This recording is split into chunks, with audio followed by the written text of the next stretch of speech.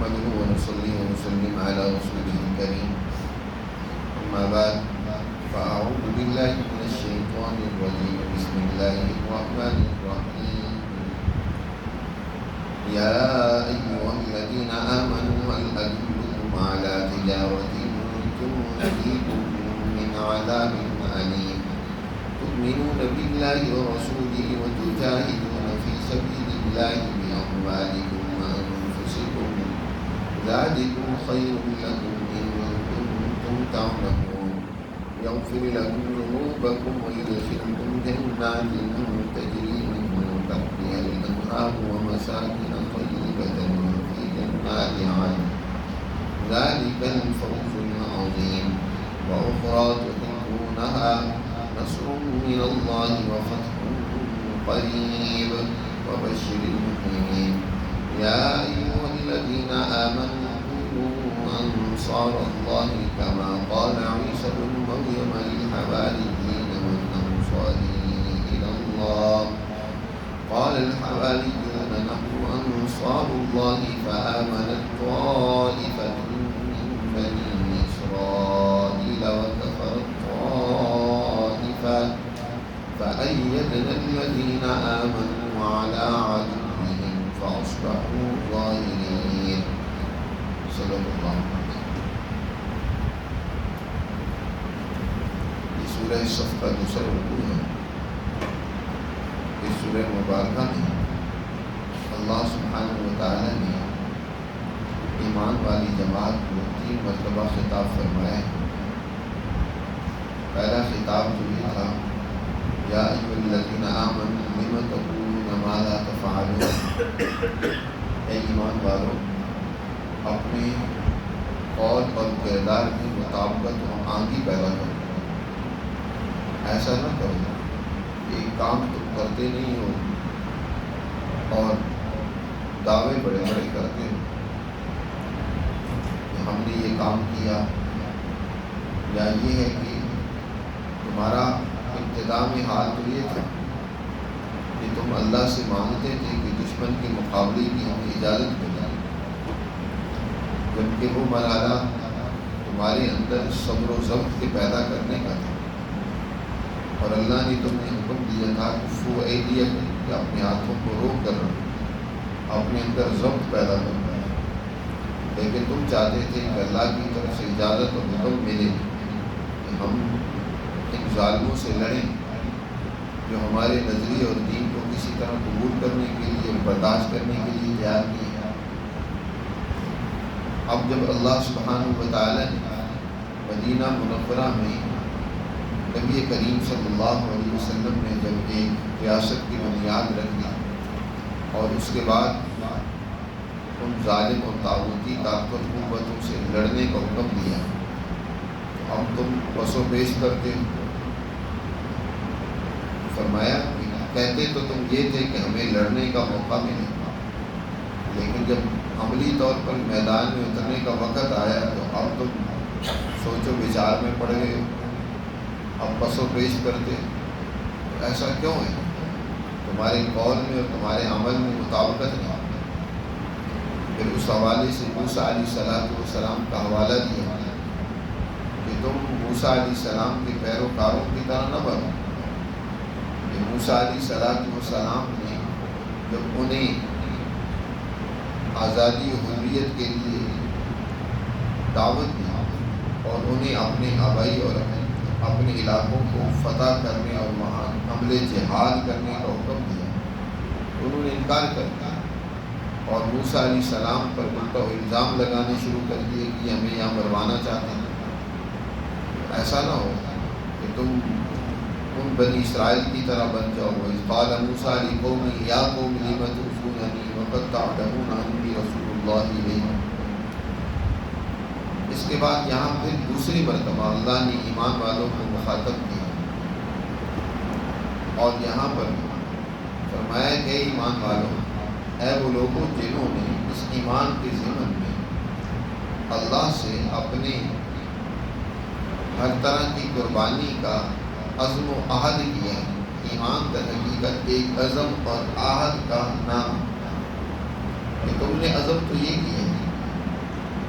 اب ہماری جان ہو، ہمارا مال، کسی طرح کی بھی کوئی قربانی پیچھے نہیں رہے۔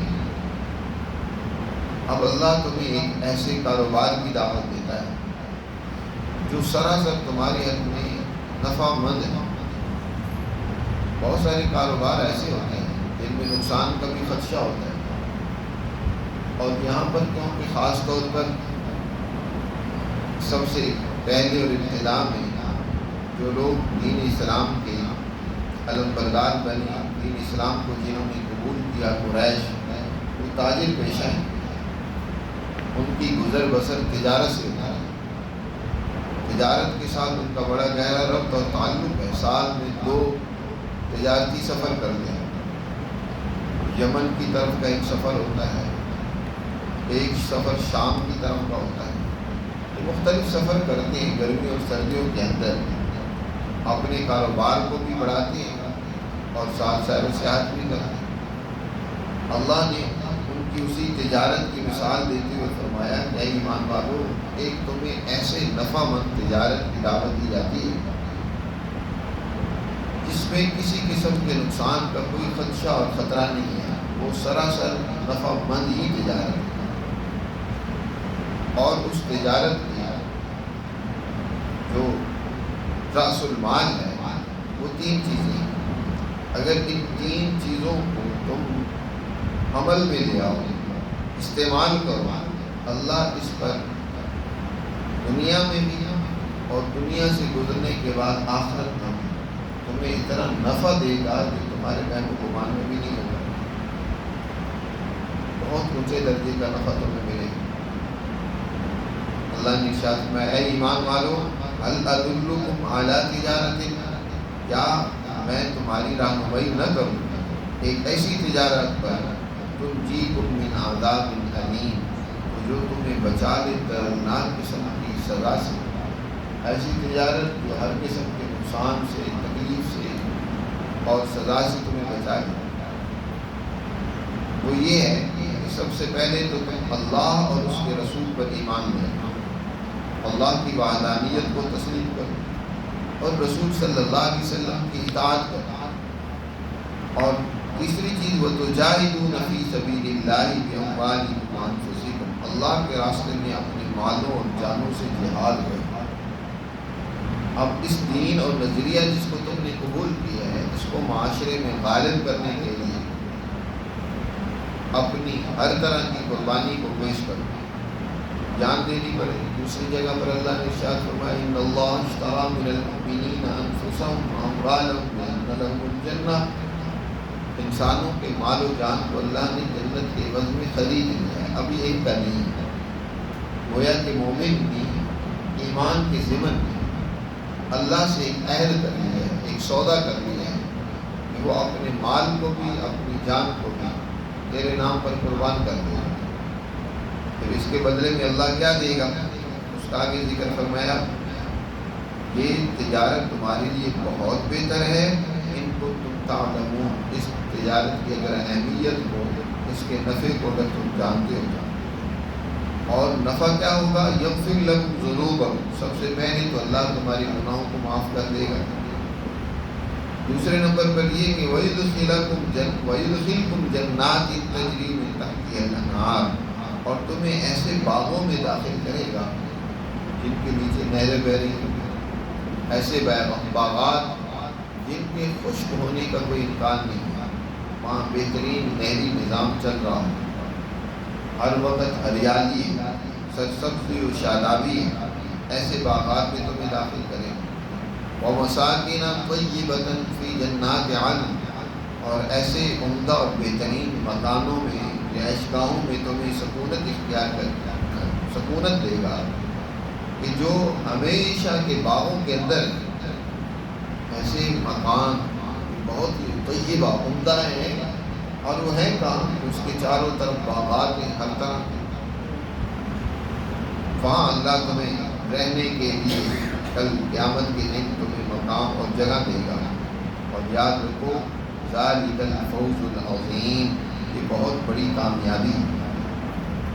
اور پھر صرف یہی نہیں کہ آخرت میں تمہیں ان نعمتوں سے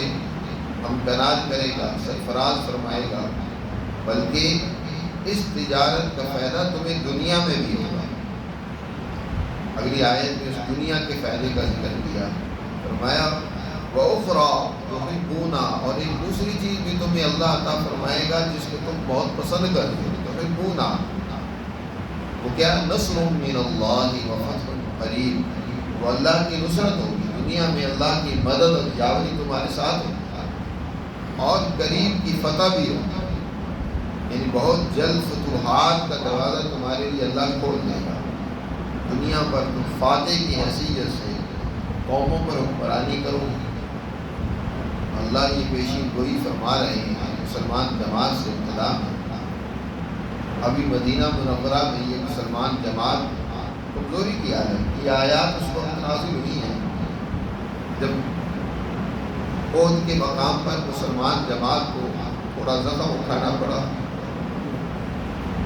کچھ بظاہر نقصان اٹھانا پڑا۔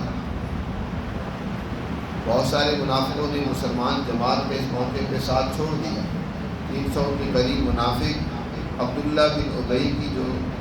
سرکردی میں آئے تھے وہ تو واپس رہے، لیکن سچی مسلمان جماعت جو اس موقع پر میدان میں ڈٹی رہی، نقصان ہوا تھوڑا، ایک چھوٹی سی جماعت کی غلطی سے پوری جماعت کو کافی نقصان اٹھانا پڑا۔ تو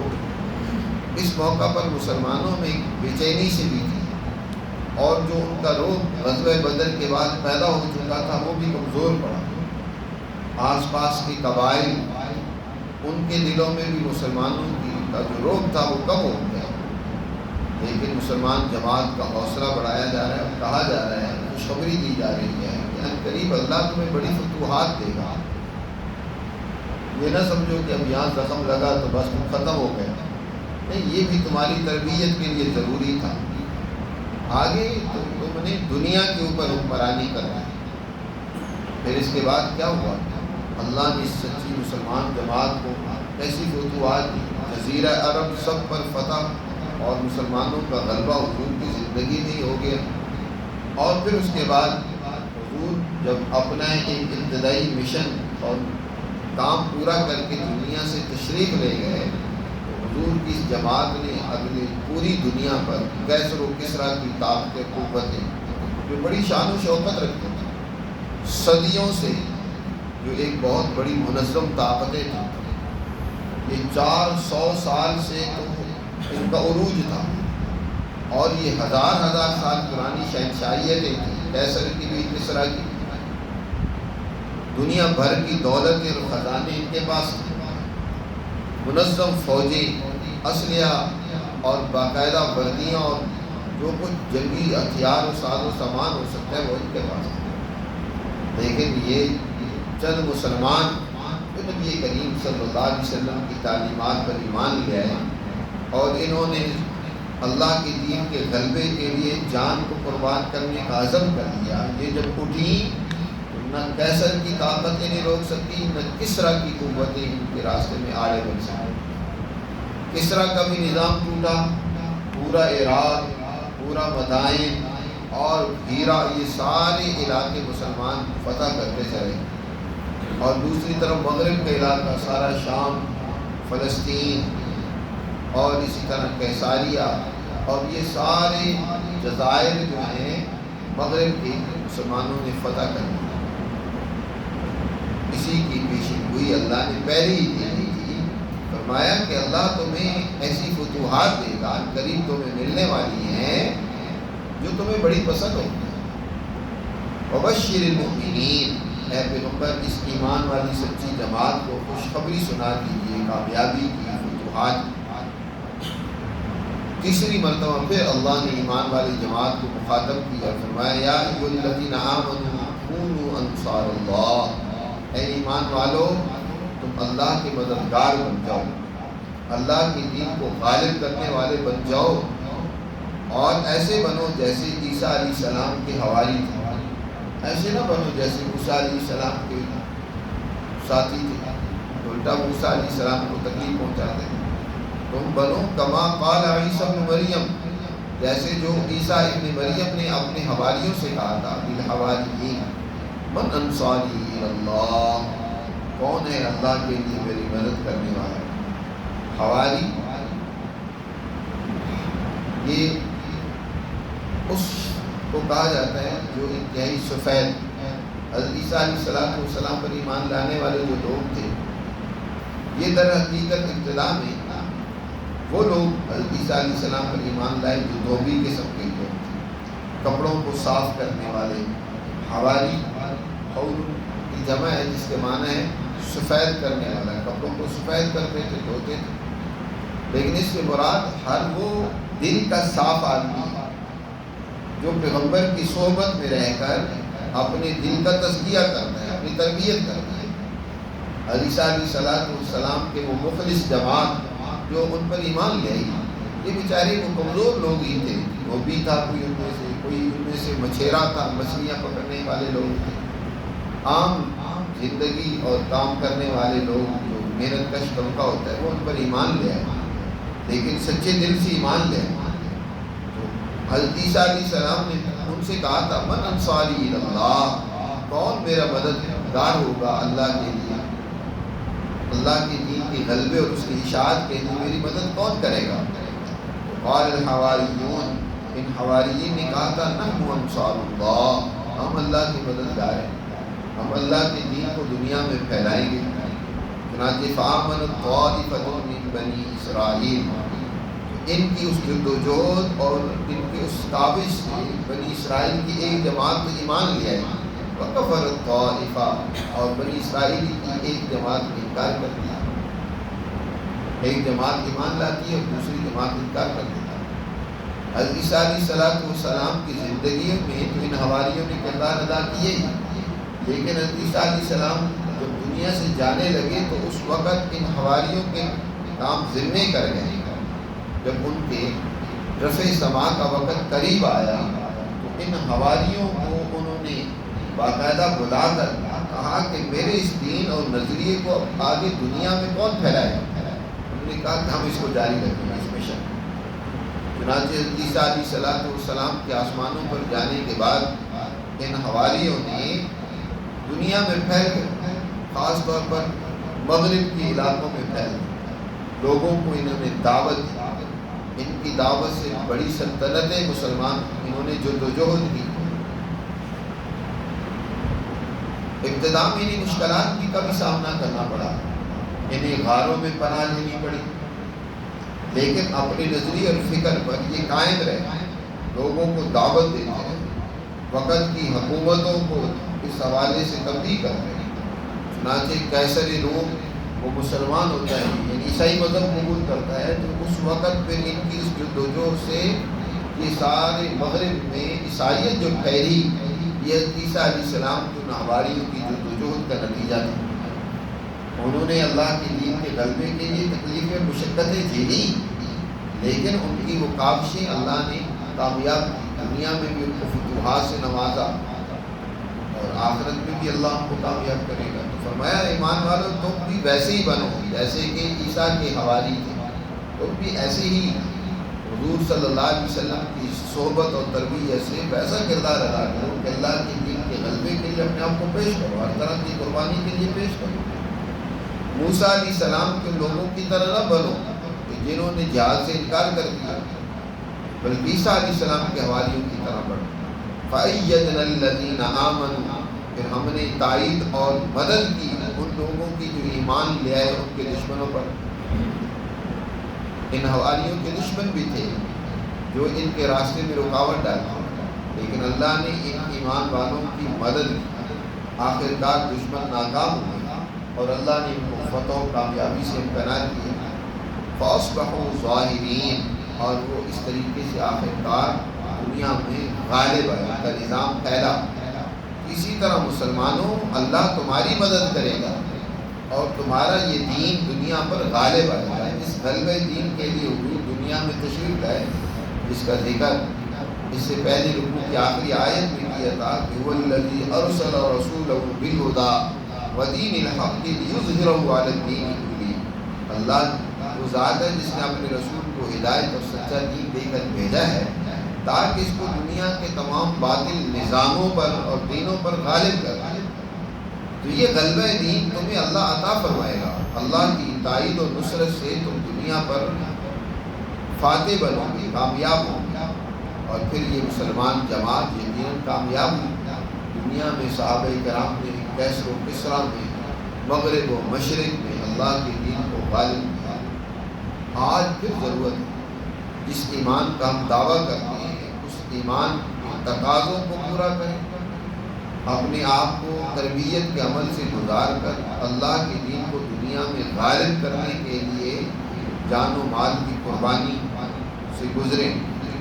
کہ اللہ یہاں بھی جان و مال کی قربانی مانگا ہے کہ اللہ کے راستے میں دین کو غالب کرنے کے لیے جان دینی پڑے، مال قربان کرنا پڑے، جس سے گریز نہ کرو۔ اور اللہ کی تائید و نصرت تمہارے شامل حال ہے۔ دنیا میں بھی فتوحات اور کامیابیاں ملیں گی، اور آخرت کی بھی ہمیشہ کے لیے نعمتیں تمہارا انتظار کرتی ہیں۔ اللہ ہمیں سمجھ نصیب فرمائے اور ایسے سچے مخلص مومن بن کر ہمیں ویسا کردار ادا کرنے توفیق عطا فرمائے جیسا اللہ ہم سے چاہتا ہے۔